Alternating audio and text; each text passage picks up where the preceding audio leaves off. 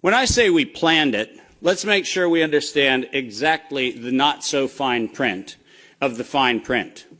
And I want to call your attention first to the right-hand column of this slide. This is the 2011 data that the World Health Organization, the Wellcome Trust, PATH, and the Gates Foundation did on their wonderful worldwide program for a malaria vaccine for children under the age of 6 months of age. And in their clinical trial, it's helpful to point out that they murdered 66 children in the vaccine group and then cunningly used the term control for a control group in which they murdered 28 children. Now, the reason I said murdered and the reason why I use that term is because it's exactly what it was.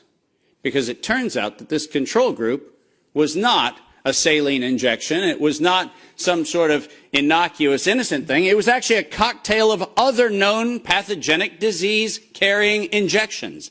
The control group was known to kill people, and the experimental control group was actually theoretically maybe going to kill people. And what we did was we actually went ahead and murdered them all. And cunningly, under Article 5, Section 13, which I've put on this slide, I want you to understand why I said, at its formation in 1947, when the WHO was funded and founded, it was funded and founded by people intent to commit a crime because of their own language. Section 13 of Article 5 ends with the following statement: immunity from personal arrest or detention, blah, blah, blah, immunity from legal process of every kind. Now, if you didn't intend to commit a crime, why would you need to give yourself permanent and absolute immunity from every form of prosecution, and it's worse, even investigation for prosecution of every kind?